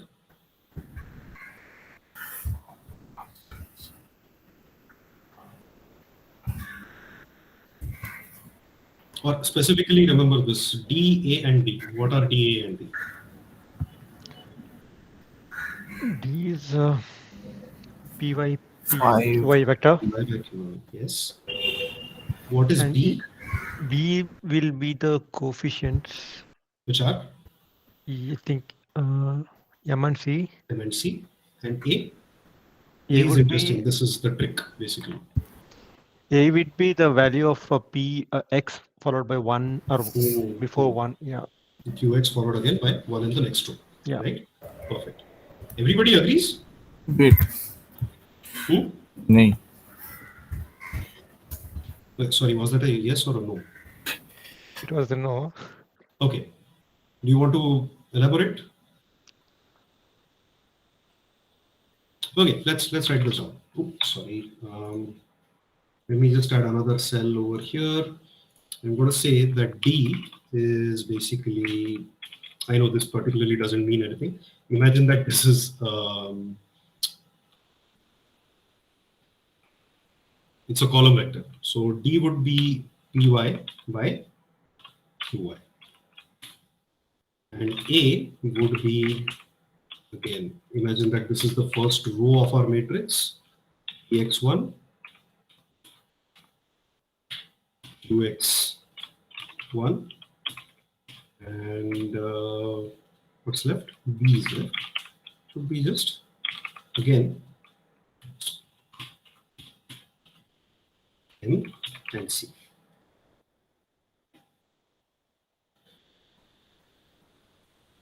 Are we agreed on this? Basically, the question is this, that, if A, B, and D is defined as follows, does this set of equations hold true or not? You can try it out yourself.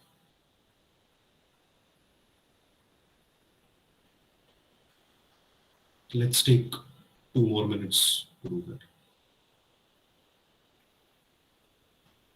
Actually, Px, Py, Qx, Q and Y, and well, all of this is defined except M, so I can actually just straight away write this. Turn this into np.array.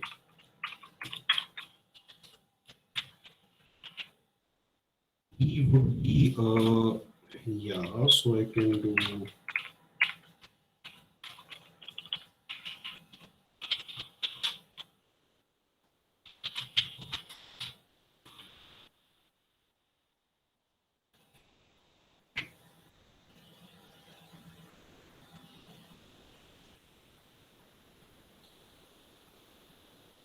Is this correct, first of all? In fact, I think what we've done is accidentally solved the next exercise, but that's fine. We're anyway don't have too much more time.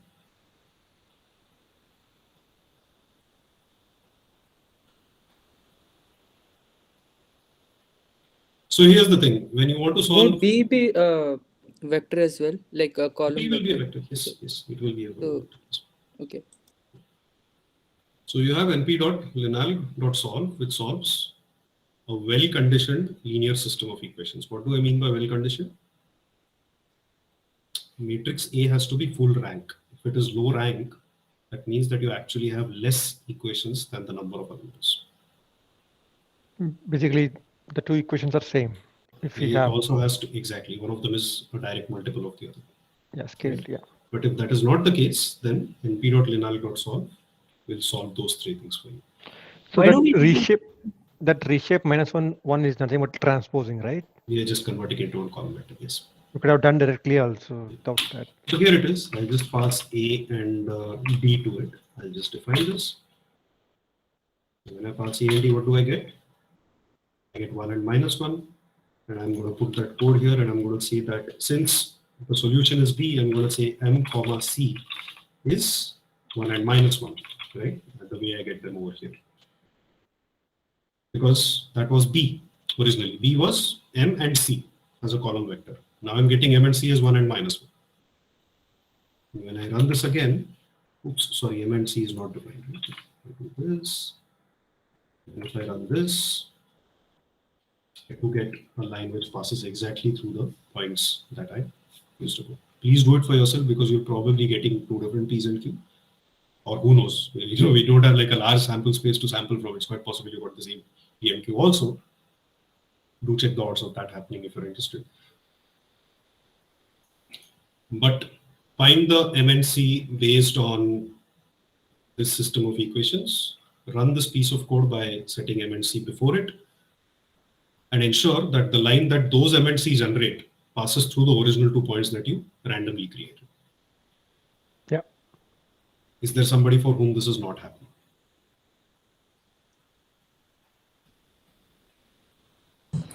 Can you go up little? So here's what we did. We basically took the 2-point formula and we converted it into a linear system of equations. We found the matrix form for that equation and we used np.linearly.solve to find the slope and the intercept.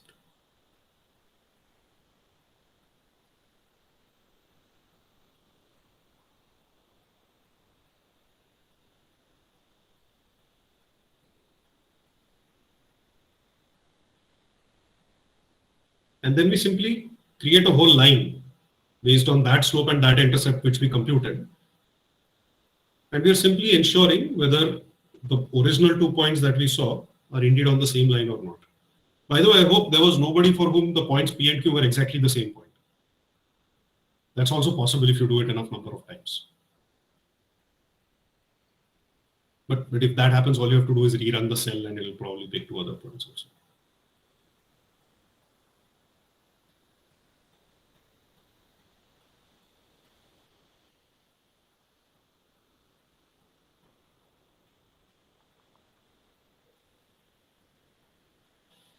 Should we continue? Is this clear? What have we done so far? Yeah, I'm clear, but I have one question. Yeah. This is the only way to solve the linear equations using NP? I mean, if you have a consistent system of equations, yes. Only through the. I mean, in the sense that AX this is what is going to do the Gaussian elimination and all that. So there is of no course, it's other quite way possible to that it's not yeah. solvable, in which case it will use some approximation. So there it is. So what we did was just a trivial form of linear regression. It's the easiest and the simplest, most dumb form of linear regression that we can manage. When there are 2 points, finding out a straight line fit is trivial. It's almost a given. What happens when there are more than 2 points? You have more equations and less unknowns. The solution, like Sorry. you may or may not find a solution to Correct. that. That is where the best solution comes into the picture. And to find the best solution, we think of error. And from that error, we get a loss. Right? Yeah. So there are basically 3 types of linear systems. There is an ideal system where the number of equations is same as the number of unknowns. This has a unique solution, provided that the number of equations being exactly the same as the number of unknowns, being that A has to be non-singular and full rank. Right? You can't have rows that are multiples or columns that are multiples of each other. There is something called an underdetermined systems, where the number of equations is less, the number of unknowns is too much. So this has infinitely many solutions, where you simply pick parameters. If you remember this from maths 2, I think. Then there is an overdetermined system, where there are too many equations, but the number of unknowns is small.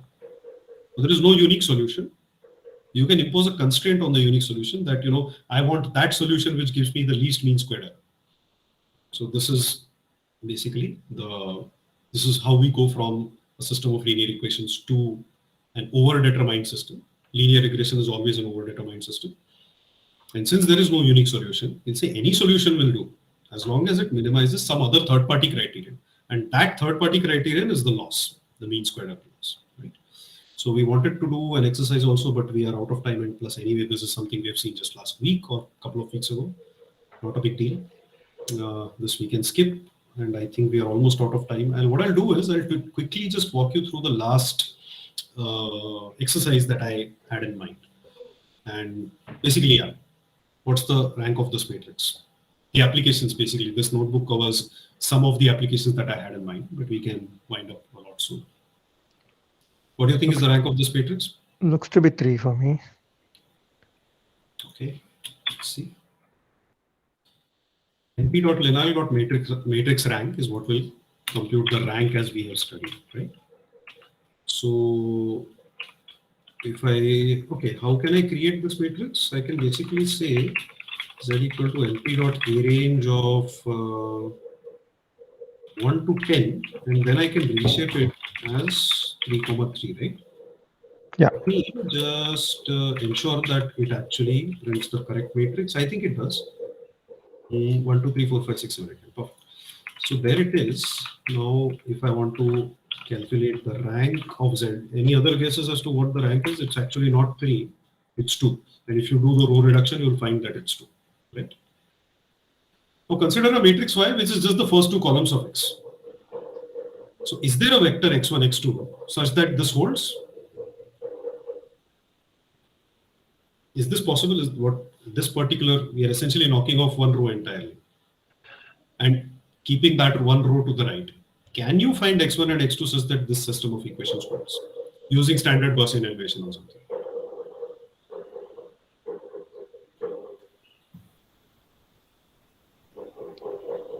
Is this solvable, this particular system of equations? They don't directly look like multiples, but could be, don't know. It's not solvable because there are 3 equations and only 2 unknowns, right? Yes. This is why this again is a form of regression. This is what regression does. There are tons and tons. This row, this matrix that you see here, it has lots of rows. And these x1, x2 will be very few in number. And this will have again a lot of rows, the right hand side, the same as this. Right? So this is what regression is essentially. So then I've just basically gone into that. So let's see, what is the rank of this matrix? It's an identity matrix. 3. This one is clearly 3. 3, right? Matrix rank. Why was the previous one 2 again? We need to do elimination. Reduction and find out. It is 2. Okay. They don't look multiples, but I don't know. Yeah, no. I think there is. You can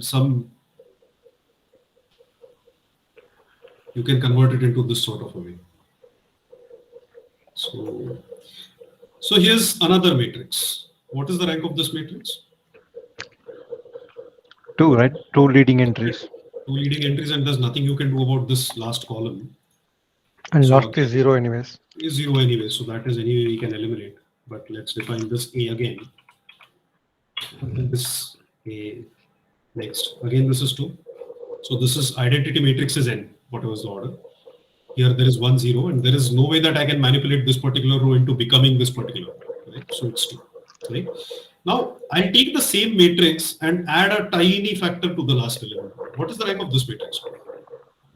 I think it's still 3. 3. Yeah, because now it's 3. Yeah? Divide by the same number to become 1. Yeah.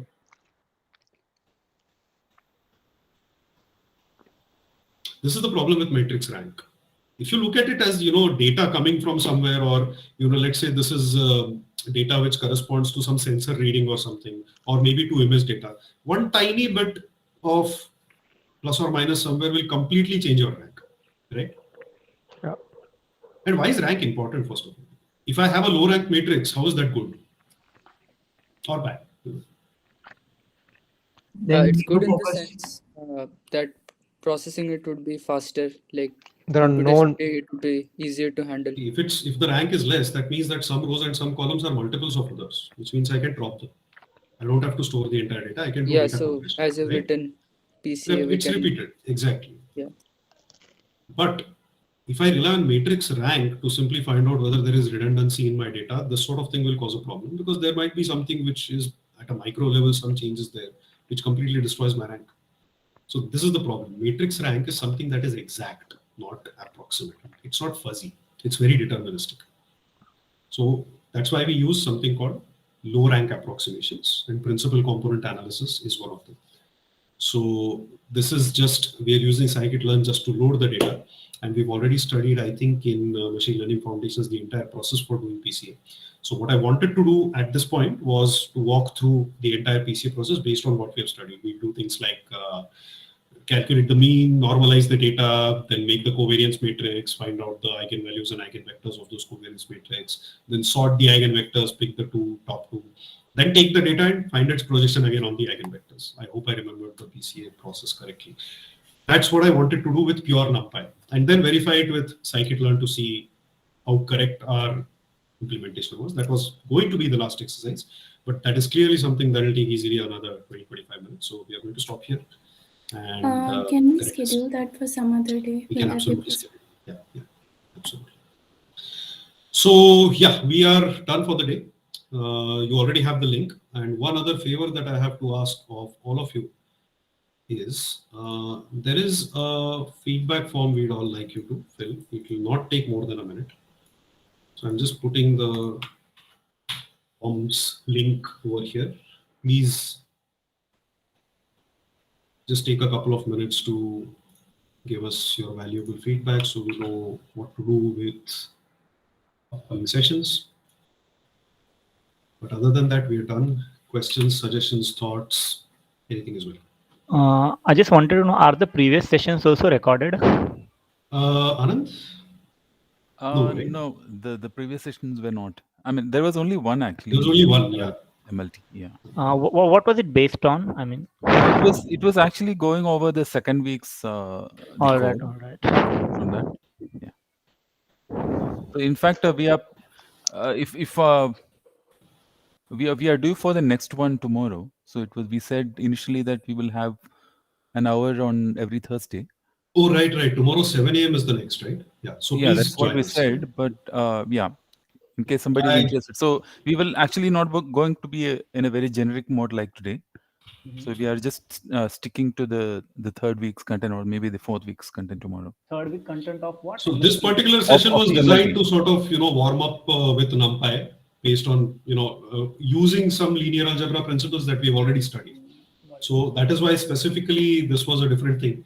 But the other sessions can either happen week-wise as, the live sessions have been happening, or we could come up with a topic to discuss separately and, arrange for that. I was thinking, do we need, how much pandas we are going to use in our courses? So that I'm not too sure. I think in TDS there'll be a lot of pandas. There's definitely quite a good amount of pandas. In machine learning, I'm not sure. Okay. I haven't seen much TDS. I'm in the fourth week now, and the fifth week now. Actually, I haven't seen much pandas yet. Okay, That's so very where can we find this recording also? Today's session is recorded, right? So today's session, I think it will be uploaded to my drive or Anand's drive. What we'll do is we'll put it on YouTube and share the link. Okay. Yeah, that's it. When is the TDS session going to be held? Is there a TDS session for student? TDS, we are planning on Sundays, actually. So we had the last one last Sunday. Okay. What I actually missed that. What was it about? So we focused mostly on how to use the beautiful soup module and the request. It was only that. We didn't cover the Excel part because there were not many guys.